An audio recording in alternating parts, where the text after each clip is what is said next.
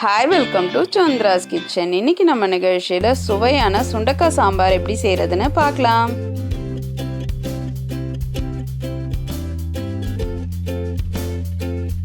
Chandra's Kitchen உடைய இன்னொரு சேனலான budget குடும்பம் இதுலயும் இன்னைக்கு ஒரு சுவாரஸ்யமான வீடியோ அப்லோட் பண்ணிருக்கு, அதையும் பாருங்க.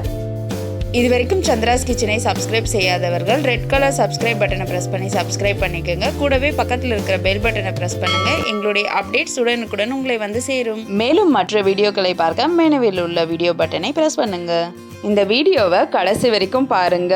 இந்த ரெசிபி உங்களுக்கு பிடிச்சிருந்ததுன்னா ப்ளீஸ் லைக் பண்ணுங்க, உங்க ஃப்ரெண்ட்ஸோட ஷேர் பண்ணுங்க. இது வரைக்கும் சப்ஸ்கிரைப் பண்ணாதவங்க சப்ஸ்கிரைப் பண்ணிக்கோங்க. இந்த சுண்டக்காய் சாம்பார் செய்ய தேவையான பொருட்கள் என்னென்னு பார்க்கலாம். 100 கிராம் துவரம் பருப்பை வந்து ஏற்கனவே வேக வச்சு எடுத்து வச்சிருக்கேன். சுண்டக்காவை வந்து க்ளீன் பண்ணி எடுத்து வச்சிருக்கேன். சாம்பார் பொடி, புளி கரைச்சல், எண்ணெய், உப்பு, பெருங்காயத்தூள், கொத்தமல்லி, கருவேப்பிலை, தக்காளி, வெங்காயம், வெல்லம் ஒரு துண்டு, பூண்டு நசுக்குனது. நம்ம சுண்டக்காய் பச்சடி எப்படி செய்கிறதுன்னு ஏற்கனவே ஒரு வீடியோ போட்டிருக்கோம். அதோடைய லிங்க்கை டிஸ்கிரிப்ஷன் பாக்ஸில் கொடுக்குறேன், அதையும் நீங்கள் செக் பண்ணிக்கோங்க.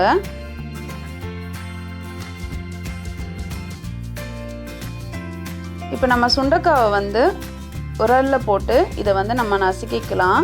இது வந்து ஒன்றும் பாதியமாக நசுங்கினா போதும்.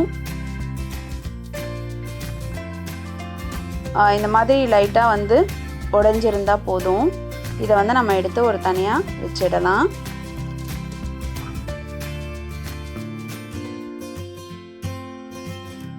இப்போ கடாய் வச்சு 3லேருந்து 4 ஸ்பூன் எண்ணெய் ஊற்றிக்கலாம்.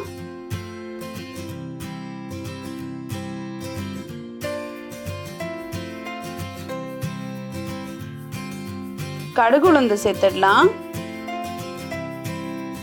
சீரகம் சேர்த்துக்கலாம். இப்போ இது நல்லா பொரிஞ்சதும் கொஞ்சம் வெந்தயமும் சேர்த்துக்கலாம். வெந்தயம் வந்து எதுக்கு சேர்க்குறோம் அப்படின்னா சாம்பார் வந்து சீக்கிரமாக வீணாகாது. இப்போ நசுக்கின பூண்டையும் சேர்த்துடலாம். வெங்காயம் சேர்த்துக்கலாம். இப்போ இது எல்லாத்தையும் நல்லா கலந்து விட்டுடலாம்.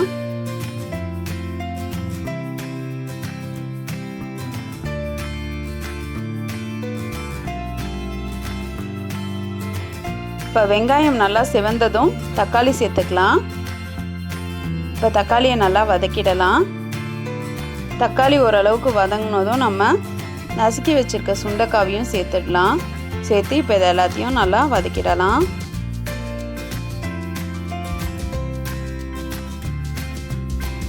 இப்போ சுண்டைக்காயெலாம் நல்லா வதங்கிடுச்சு.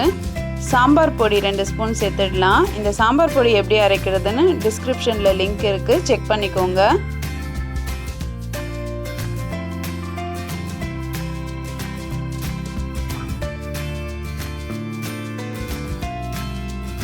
இப்போ தேவையான அளவு உப்பு சேர்த்துடலாம். இதை கலந்து விட்டுருங்க.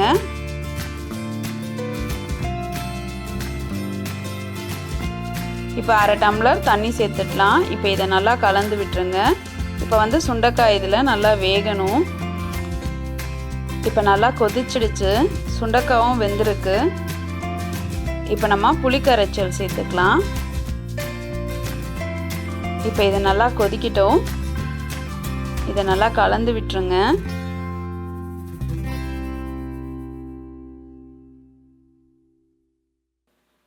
இப்போ நம்ம பருப்பை வந்து இதோட சேர்த்துக்கலாம். இப்போ இதை நல்லா கலந்து விட்டுருங்க.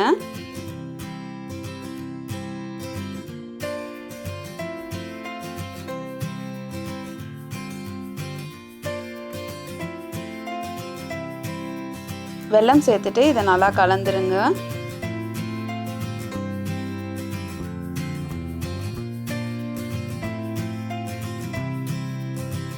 இப்போ சாம்பார் லைட்டாக கொதிக்க ஆரம்பிச்சிருச்சு. இப்போ வந்து நம்ம பெருங்காயத்தூள் சேர்த்துக்கலாம்.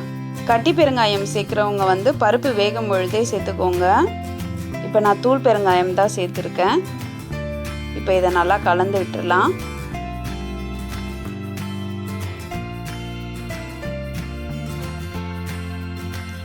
சாம்பார் இப்போ கொதிக்க ஆரம்பிச்சிடுச்சு. நம்ம வந்து கருவேப்பிலை கொத்தமல்லி சேர்த்துடலாம்.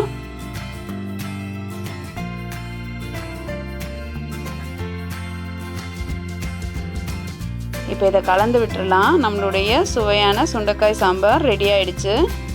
நல்லா வாசனையாக நல்லா டேஸ்ட்டாக இருக்கும். இந்த சுண்டைக்காய் சாம்பாரை நீங்களும் உங்கள் வீட்டில் ட்ரை பண்ணி பாருங்கள். உங்களோட ஃபீட்பேக்கை எங்களுக்கு சொல்லுங்கள்.